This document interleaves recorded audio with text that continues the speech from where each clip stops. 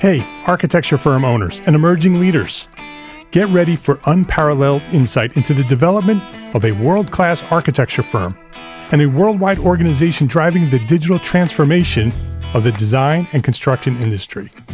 With Build Smart, the podcast that's changing how our profession operates. We share the incredible stories behind innovation in the building industry with my friend and co-host, Patrick McLeamy, FAIA, former CEO of the international architecture firm, HOK. You know, Yamasaki's office or firm lasted during his lifetime. And when he passed away, I think that was the end of the Yamasaki office. Helmut did not want that. He wanted a firm that would live out and grow beyond the founders. In Season 1, discover the untold stories behind HOK's meteoric rise, from 150 employees in St. Louis to a powerhouse with over 1,900 staff members and 27 offices worldwide. You know, they weren't as polite as the Kojima people. That was just boom. And anytime you have a creditor, whether it's Kojima or the bank, that wants their money, unless you can raise money someplace else, you are out of business. Bankrupt. And hold on tight for Season 2, where Patrick takes us on a new adventure as chairman of Building Smart International, shaping the future of digital transformation in the design, construction, and operation of built assets. Ian Howell, Ken Harold, and I, Ken was my technical representative from HOK. The three of us took a tour of Europe of 5 cities in 5 days. Very busy time. Simply follow the link in the show notes to subscribe to Build Smart now and uncover lessons that will transform you and your architecture firm.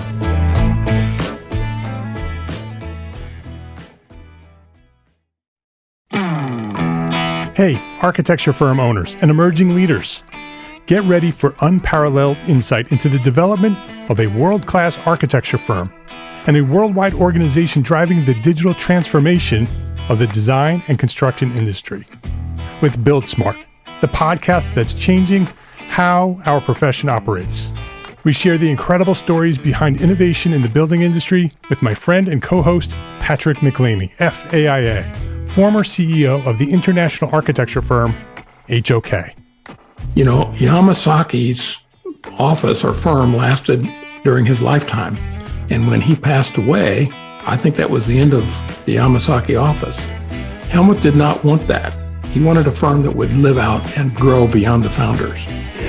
In Season 1, discover the untold stories behind HOK's meteoric rise, from 150 employees in St. Louis to a powerhouse with over 1,900 staff members and 27 offices worldwide.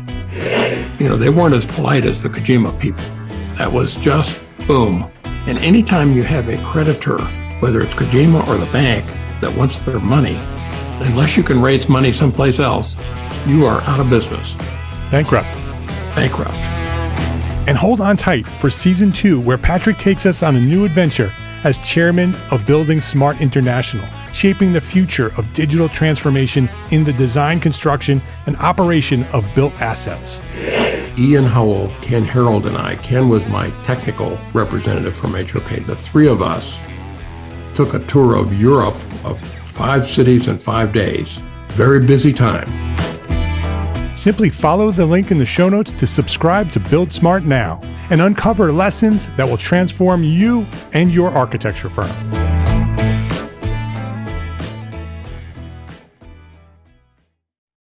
We know that running a small firm is tough, and ending the year with a profit may be even tougher. That's why we created Profit for Small Firm Architects. It's a 3-module digital course, and it's available to you for free right now by visiting entrearchitect.com/free course.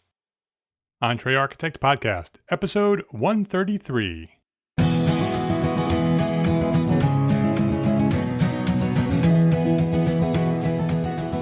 Welcome back to the Entre Architect Podcast. My name is Mark R. LePage, and this is the podcast dedicated to a successful life as a small firm architect. Whether you have plans to someday start your own firm, whether you're in the process of launching a startup, or you might be an experienced small firm architect just trying to make a difference, this podcast is for you. My goal is to inspire you to build a better business so that you may pursue your purpose with passion and live the life of your dreams. Just try. Do you have an idea for a new product or a new service or maybe a new business? You know, today with all the tools available to us and so many of them completely free, you no longer have an excuse. If it's something that you really want and the only thing standing in your way is fear, just try and see what happens. On this episode, I'm chatting with someone who's been doing that since architecture grad school. He discovered a need for himself, didn't find the solution, and decided to create that solution for himself. Over and over again, he decided to try. We spoke about how he started his many companies, how he's managing each project, and the tools that he's using to communicate with his virtual teams. This week on Entree Architect Podcast, Robert Yuen, co-founder of SectionCut.com and the new Monograph.io, shares his thoughts on the power of trying. This episode of the Entree Architect Podcast is sponsored by FreshBooks, the easiest way to send invoices, manage expenses, and track your time. Learn more at freshbooks.com/architect. Robert Yuen, welcome to Entree Architect Podcast. Thanks for having me. It's great having you here. You are the man or one of the men behind SectionCut.com and many other things which we're going to get into. But before we get into any of that stuff, I want to know, like I do on every episode with a guest, I'd love to know your origin story. I'd like to sort of take us back to where you discovered architecture and what inspired you to take that course, and tell us that journey from that point to where you find yourself today. Sure. It's kind of a typical architect story. Like, my parents are immigrants from China. I'm born and raised in Chicago. So we were fairly poor growing up. So one of the only toys that I remember playing with was Legos. So I've always imagined building things. So I've always had a passion of creating or imagining worlds and playing with Legos. I think that's kind of where my passion to build things started.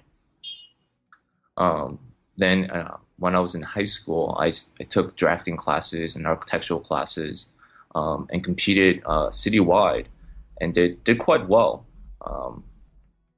I still keep in touch with the same teacher now, and essentially posed him a question. It was like, what do I do for undergrad? Like, do I become an engineer? Do I become an architect? And he really steered me in the path of, why not try architecture? Because he knew I had a passion in design, and architecture might let me flex some of those abilities. Do you think being in Chicago had any influence on that decision as well? So, I mean, Lego certainly is an early inspiration, but Chicago is all about architecture. Did you even acknowledge that when you were living there? I don't know if when you're living there, you even realize that. Yeah, I think when you're living there, you don't know. Yeah. It's kind of like inherent to your surroundings. Like, I went on so many tours as in grade school and high school. It was just kind of like always around me. It's not till a little bit later in life that I realized, I really have a passion for this industry and for this practice. Yeah. So go on. I didn't mean to interrupt. I love the idea of being in Chicago, and I was thinking, when you're there and you're growing up there, you probably don't realize what's all around you. It's because you don't realize that until later. You grow up and you say, "Well, look around. I'm in the world of architecture here." Yeah. And I think that becomes a very important trait that we can touch upon later, is how often does a person self-reflect on their current situation. But I went to a local college. I went to University of Illinois, Chicago. I did quite well, and won a traveling fellowship my last studio. So then I spent 1 year backpacking around the world, and I think went to 20 plus different countries. And then I came back and worked small high-end residential for about a year and a half for the same professor who who ran that studio before deciding that it was time to go to grad school at the University of Michigan. There, I really started to figure out what type of architect I wanted to be, or what things were of specific interest. And they were very heavily on the technology side. I did a lot of scripting, a lot of Grasshopper, a lot of digital fabrication, so much to the point where I end up taking another postgraduate degree, a Master's of Science in Digital Technologies, where I focused on robotics, digital fabrication, and scanning. Since then, I worked at SOM briefly in Chicago before relocating to San Francisco, and then worked across an array of small high-end residential firms to Blue Homes, which is a prefab company, to my last employment recently, a design build company. And so where are you? What are you doing now? Now, starting January of this year, I went full time doing many of my projects now, which I've categorized most of them with working with Dixon and Mo. So you're a full-time entrepreneur at this point. Full time. Yeah. So let's start with Dixon and Mo. So is that the first one you did when you left architecture? Is that where you landed? Not Dixon and Mo really gave me an opportunity to work on it full time. Section Cut started about 3 years ago, immediately after Michigan. It was a passion project. It was me realizing that I know what the landscape of architecture was outside of school. And I knew what it was inside of school, and I kind of wanted some type of remnants of that experience. One, the exposure to the resources, to the knowledge base, to the conversations, aren't quite the same when you're outside of academia and you're in practice. So Section Kill was really meant as a portal, as a platform, a bookmarking tool for a collective of designers and architects to share resources and share what's going on currently or trending in today's practice. Yeah, I love that concept, and I mean it's very similar to my mission of sort of, learning as much as you can and sharing what you know, and Right. it's pretty much the same mission done in a very different way, and I love the way you do it. What was the inspiration for that? I mean, how did that idea come about? Like I said, like I knew before going back to school that didn't exist. So it was me essentially first trying to do that for myself. How can I most effectively save the things that are valuable to me, and that I can easily find later on?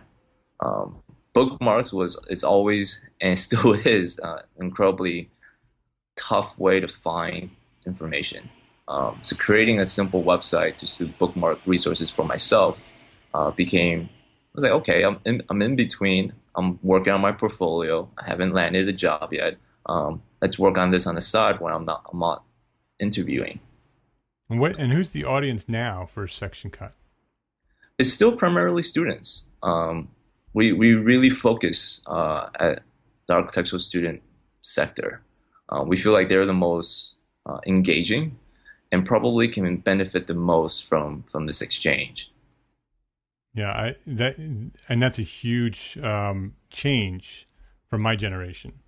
Mm-hmm. The idea of the current generation learning what they know and sharing it, and it's sort of part of who they are, is this interchange of information and the sharing, and the sharing technologies that are all throughout the internet. In my generation and older, I'm 46, and so I graduated in the early 90s. It was all about, learning what you know and keeping it and hiding it, and executing on it and not letting anybody know your secrets. And I think that was a major detriment to the profession. I think as we share our knowledge, we grow and the whole profession grows. I completely agree. I think it completely slowed down the progressiveness of the industry and how fast we're evolving and how well we receive new technology. So hopefully the next 10 years are better. because it is a mindset that has a long trickling effect. Um, like you said, everyone that's about in their 40s and up, they're now principals and they're now senior management, and they carry that same thought for the most case. I'm trying to change that. That's my We mission. we need more of you, Mark. Yeah. Well, we're getting there. We're getting there. I've just from the time that we've been out there, I'm starting to see the change, and I know it's not just me. It's sort of everybody. It's you and me and many other people doing similar things, trying to get that message out there that it's important to share what we know. Absolutely. So where did Dixon and Mo, your agency, happen? How did that happen, and where in the timeline did that happen? So it's funny how everything is kind of interconnected. About a year ago, Section Cat grew to a certain point where we were ready for an upgrade. We were on WordPress for a long time, and it just wasn't. It was slow, and we were growing too fast and outpacing the technology. At the same time, Section Cat was also invited to the robotics conference in Michigan related to architecture. So we went back and did a media coverage where I met a mutual friend to Alex and Mo, who at the time were freelancers here in San Francisco. So shortly, right when I got back, I met them and I hired them to build the new section cut that you see now. Since then, back and forth conversations, there were freelancers like talking about our passion, talking about our interests. So why not be more legitimate? Why not stop being freelancers and let's try out an agency model? And what does Dixon and Mo do as an agency? We provide design and software consultancy to big tech firms. So any kind of design, or is it purely tech design? It's purely tech design. Okay. Which is very suited for where we live now in San Francisco. We provide aid and technology support for a lot of up and coming startups here and big technology companies here as well. So you're injecting design into websites and apps and other online platforms. Is that essentially the bulk of what you're doing? Correct.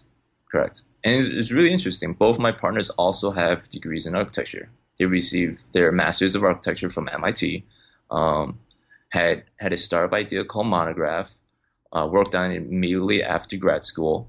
The project kind of fell short a little bit towards the end, and then they went into freelance mode. And you mentioned Monograph, and so that's one of the other things you're working on, right? Yes. And so that's a third project, and that came with your co-founders at Dixon and Mo. The idea of that and this beginning of that is starting to mature and is being introduced to the world of architecture. You want to explain what that is?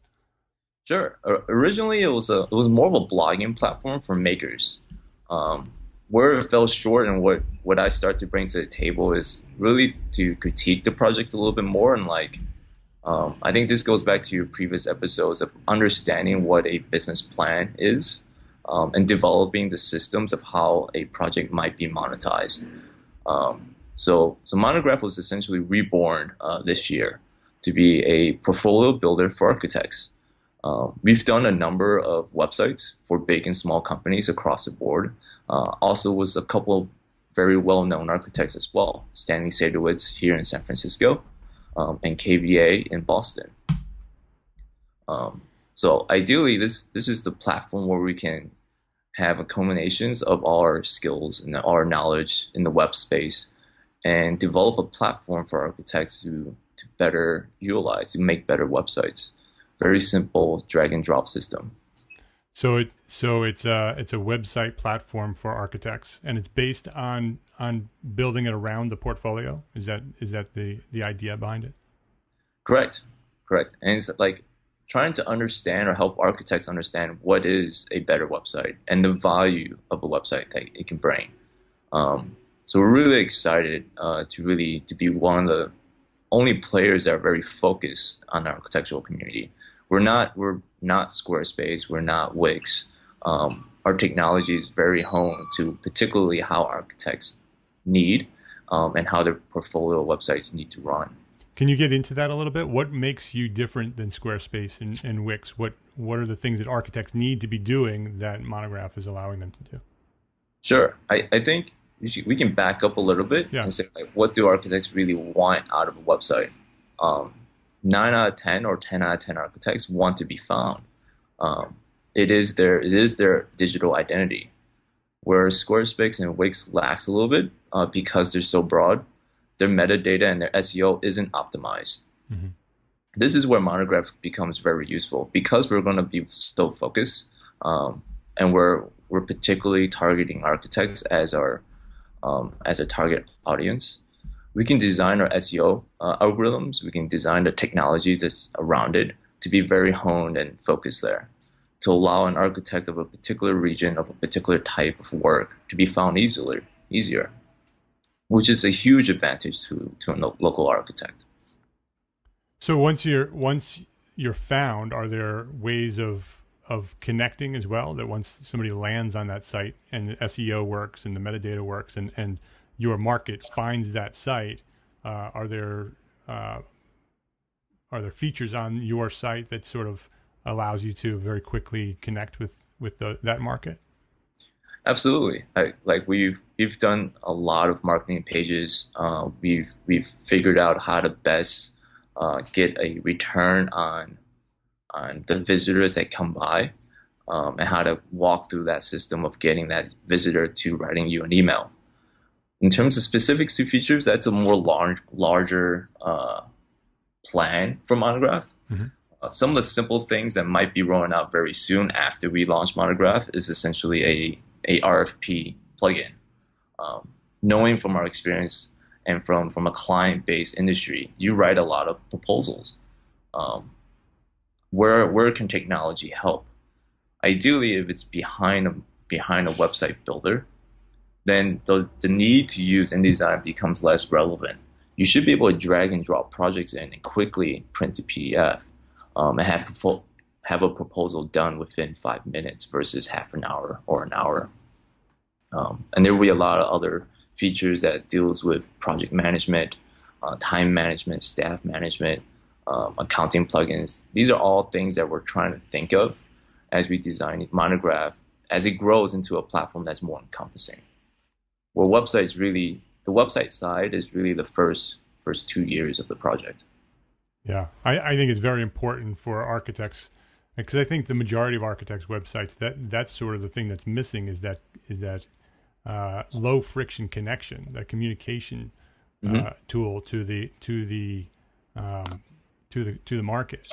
That, we all want the pretty pictures and we want a beautiful site, and we get a lot of people to, or maybe if you're lucky and if you have your SEO right, you might get your people to find you, but then there's no way to connect with them. You have to search for the about page or the contact page and find the link that says email and hit that and send an email. And I think that low friction, easy way to either get them on an email list or get them to contact you is a really critical part of websites that most architects are missing. Yeah, I would look at it from a different perspective too. Most architects still, and I think might not change for a while, is their number one lead source is word of mouth, referrals. Your website is your digital representation before that first phone call or right after that first phone call. And it's really important to best present yourself, knowing that most architects' websites have not been updated or not very well done. You could be losing clients that you don't even know because of how your website's presented or how you present yourself digitally. Yeah, I totally agree. I've been saying for more than a decade that if you're not on the internet as an architect, you're invisible. Right. You just don't exist. Because even if they know about you, they're still Googling you. And if you're not there, they're going to the next name. We know architecture is a profession that our clients are usually well off. They can afford an architect, so they're smart people. They want to do their research. They want to look you up before and after those conversations. So it's really important how well you present yourself. Let's take a quick break here to say thank you to FreshBooks for their support as a platform sponsor of Entree Architect, because as a platform sponsor, FreshBooks has provided funding and support for our overall mission here at Entree Architect. They recognize the need for small firms like us to build better businesses in order to be better architects. FreshBooks is the easy-to-use accounting software designed to help us small firm owners get organized, save time, and get paid faster. It takes care of invoicing, expense tracking, estimating, reporting, and it all happens out on the cloud, so you have access to your information from anywhere that you have access to the internet. And I use FreshBooks for my own small firm, 5Cat Studio, and my favorite feature of the FreshBooks software is sending my invoices by email and allowing my clients to pay by credit card. When FreshBooks says that you'll get paid faster, they're not kidding. With the convenience of clicking a button and paying by credit card, many of my clients pay now as soon as they receive their invoice. And for those clients who don't pay right away, FreshBooks automatically sends them a reminder of the balance due at an interval that I set. So once I send an invoice, I can go back to being an architect, and I don't need to chase down any of my clients. And Tim Lee of FreshBooks will show you how easy it is to send invoices by email on our exclusive video series Tim and I produced exclusively for the Entree Architect community. Check out this free video series at entrearchitect.com/FreshBooksVideo. There's no catch. There's no email. It's completely free. Just go to entrearchitect.com/FreshBooksVideo and you will get the videos right away. There's 3 of them. Shows you everything you need to know about getting started. And then go to FreshBooks.com/Architect, FreshBooks.com/Architect, and sign up for your free 30-day trial and give it a try. It's free. I suggest you just send one invoice and see what happens. That's how I got started. Just send one invoice to one client and see how it works. And when I did that and I got paid much faster than usual, I signed up for the rest of it and I set up my whole account in FreshBooks. FreshBooks.com/Architect for your free 30-day trial. And be sure to enter Entree Architect in the How Did You Hear About Us section. I'm keeping count here, Robert. This is 3. So we have sectioncut.com. Yes. We have Dixon and Mo and Monograph. And so, but there's a 4th one in there as well, right? There's another project you're doing. So talk about your 4th project. So the 4th project is called Big Fluffy. And essentially it was an idea of, it's kind of like Dropbox, but for computers.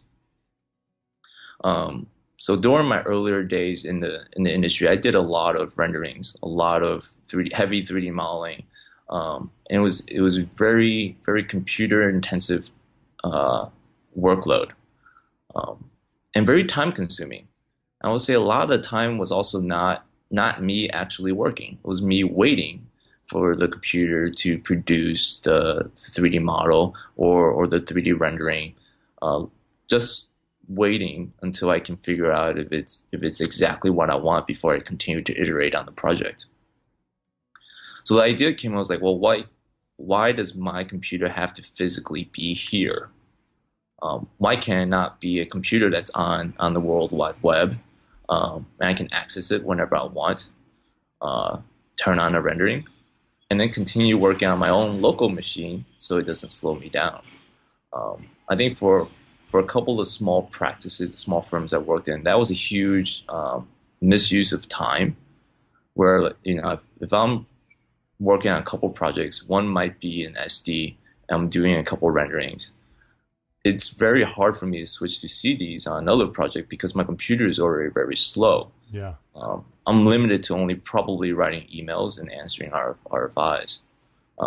So I became very inefficient in working on multiple projects.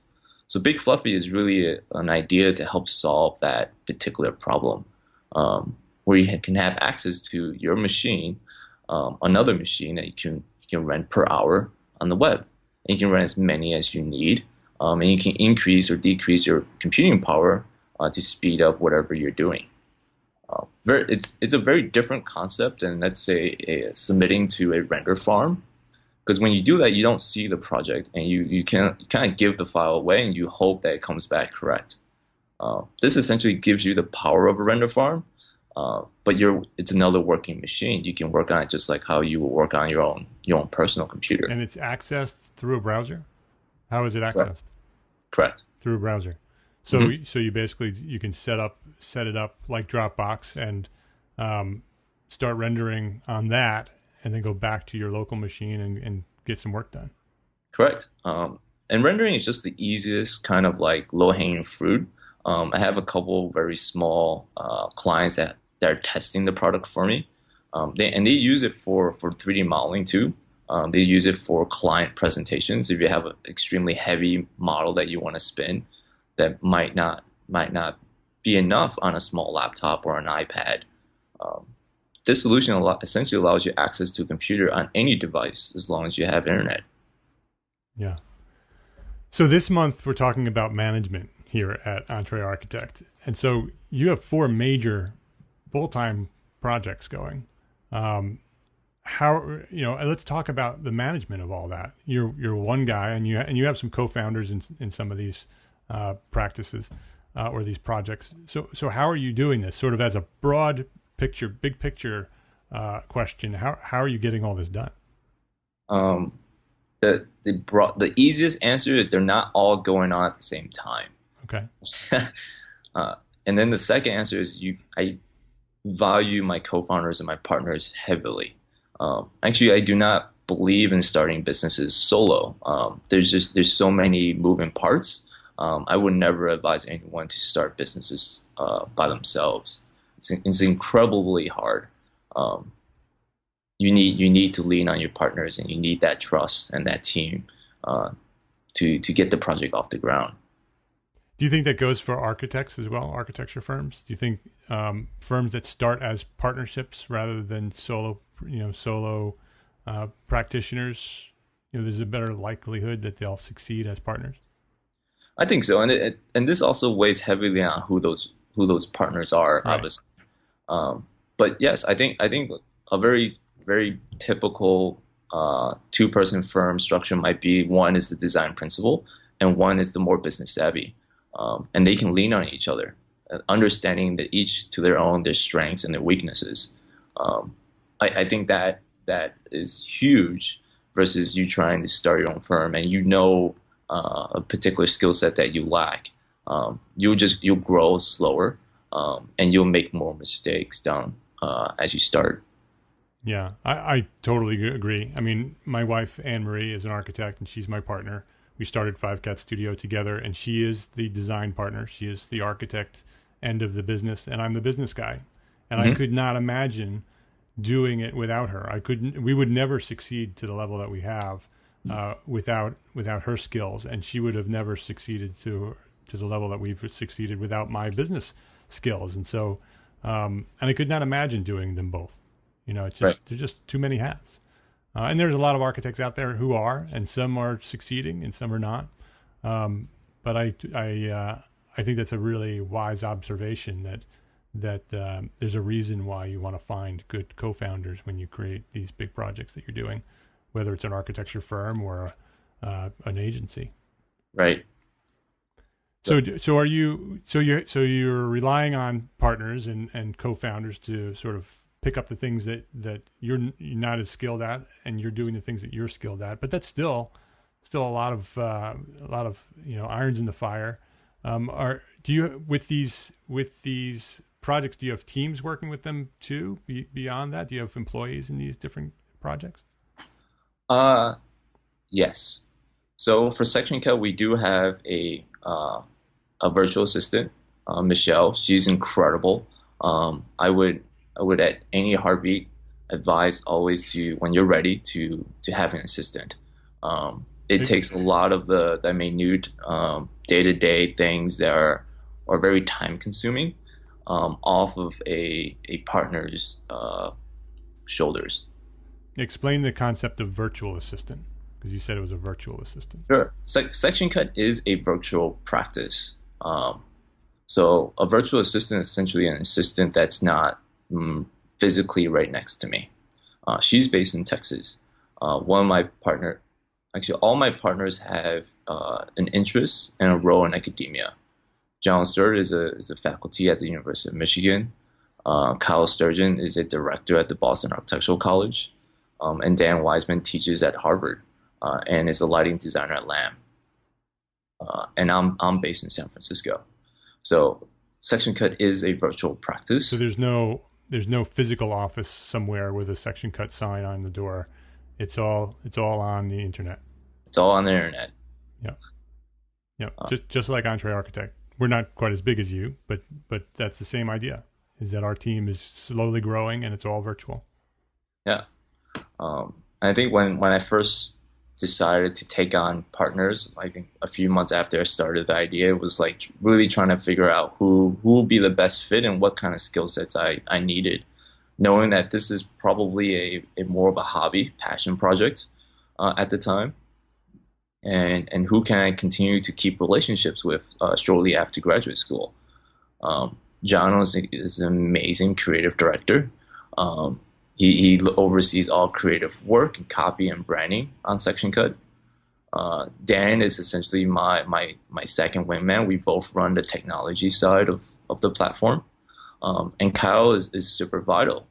He has an administrative take on the project. He is an administrator in academia, and he provides he opens a lot of the doors in that space. That's interesting. Are there any other team members other than the virtual assistant? Nope. Section Cuts run five people. Very lean and mean. Very lean and mean. You got it. Yeah. And so, but my architecture firm is also a virtual firm, and so mm-hmm. My staff is remote. I have a 10-year-long project manager who used to be in the studio with us, who's now working from his own studio. And our staff, as we need them, are actually independent contractors that come and go as we need them. And so architects are doing that as well. And I think that's becoming much more popular and is a trend in architecture. I think many startups will start as virtual firms. What are some of the tools that you're using? Because that's critical in virtual practices of any sort, is that communication tool and those project management tools. Are you using anything specific to keep the communication lines working, and what do you like and what don't you like? We're very heavy Slack users. We're on Slack all the time. We've essentially not used email at all in terms of inter-team communication, and we do a lot of video conferencing. I think how we've been able to keep trucking along thus far is we're very disciplined. I think that's very vital for virtual practice because you're not right next to each other. You need to be more disciplined in how you work and when and how you communicate. So we have weekly meetings every week, same time, regardless if there's issues or not. This way that there's always routine and it's always structured. And that's video conference. What are you using for video? We use a website called Appear.in. Appear.in, yeah. Okay. Appear.in. Okay. And that's like a GoTo meeting or a Zoom is similar? Similar, but it's the benefits is you don't have to be a user. You don't have to create an account, which makes our team communications really easy. We just need the right URL and you get started. And it's also really flexible when you're having conferences like with a client. And they don't need a Google account. They don't need a Skype account. They just need the URL. That's interesting. I know you've mentioned that to me before, and I still have not yet looked at it, but I'm going to. I think that sounds very interesting. I mean, so you don't have to sign up or anything. You just go to appear.in and use it. Right. Absolutely. Okay. Yeah. Well, that's a great tool, and I think the discipline that you mentioned is extremely important. For both of my companies, Entree Architect and 5Cat Studio, that weekly meeting or biweekly in some cases is critical. That's how you do it in a virtual firm. If you don't do that on a regular basis at the same time, whether or not you have a something specific to talk about or a crisis to solve, that weekly check-in is really, really important because you discover things that you don't even realize are there. When you have those meetings. Just like when you're in an office, you have that weekly staff meeting to keep things moving in the right direction. It's very easy to let those slide because you're no longer seeing these people on a daily basis unless you intentionally set those parameters up. Yeah, completely agree. I think the project would have fizzled away if we weren't disciplined. Because it is so easy to let's skip a meeting, let's not do this. One leads to two, two leads to three, and then all of a sudden we're not we're not talking anymore. Yeah, yeah, and bad things happen when that happens, It's, and then suddenly it becomes crisis, and then you're back on the video trying to solve crises instead of growing. And Slack is a great tool. I'm on Slack for everything I'm doing. I actually have 4 Slack teams. I have a Slack team for my architecture firm, for Entree Architect, for my partnership with CVG, Charette Venture Group, our investors. And I have one personal for my family. I have the LePage family Slack channel or Slack team that I have my kids in it because they have a bunch of projects going on too. And It's a great way for us to document the projects and communicate on a regular basis instead of emailing or texting one another. We can Slack one another. So it works really well for that as well. yeah, like I'm a strong supporter, and the same. I have a Slack channel for every project that I'm working on. And I treat every project that I'm working on more like projects, even though they are companies. But mentally, I think of them as projects. So I delegate time throughout the week, so and so days and so hours for particular projects. Are you using any other tools other than Slack and appear.in? We've tried a number of tools. I'm on Trello for Monograph. We've tried Asana. We're heavy. All my projects are heavily based in Google Docs. So all of our documentations, all the spreadsheets, everything is on Google Docs. Of course, we use Dropbox for anything that's not a doc or Excel based file. And so you said are you just starting with Trello with Monograph? Yes. And how do you like that so far? I like it. I think it's good it's more like a personal to-do list and to-do list for company-wide items.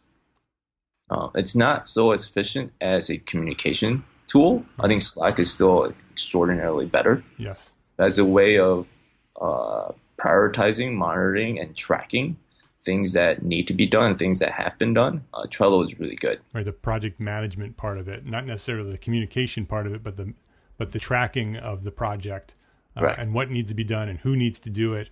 Trello is a great tool for that. I'm finding a lot of the community at Entree Architect, both inside and outside Entree Architect Academy, are experimenting and starting to move towards Trello for project management. It's a great tool, and I've tried Asana as well. I didn't like Asana as much.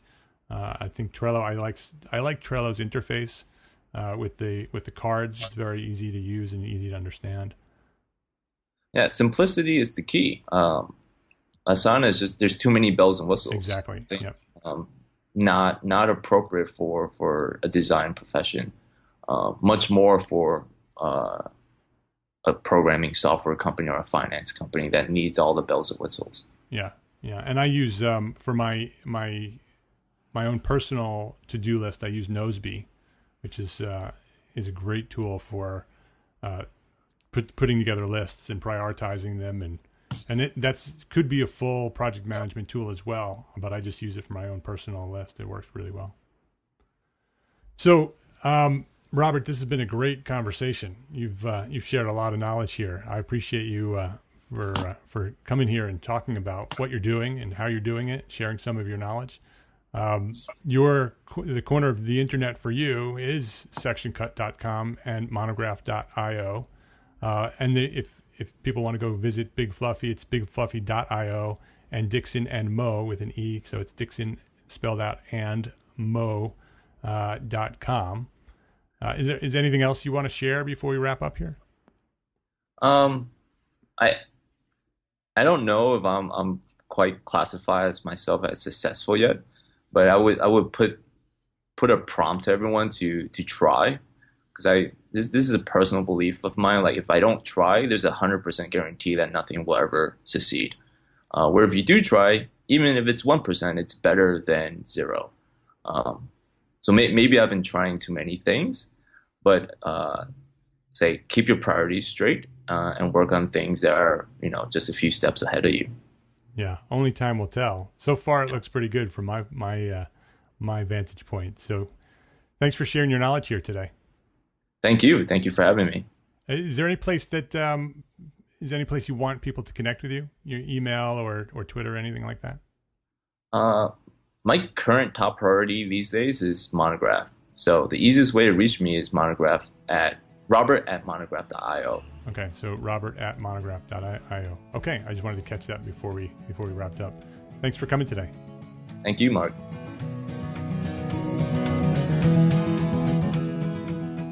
Complete show notes with links to everything Robert and I shared today on the podcast and a direct link to download this episode will be found at entrearchitect.com/episode 133. Do you want to be profitable? Well, we can help you with that. Just go download our free 3-module course, Profit for Small Firm Architects. Try it. Just visit entrearchitect.com/free course. My name is Mark R. LePage, and I am an entrepreneur architect. And I encourage you to go build a better business so you can be a better architect. Love, learn, and share what you know. Thanks for listening, and have a great week.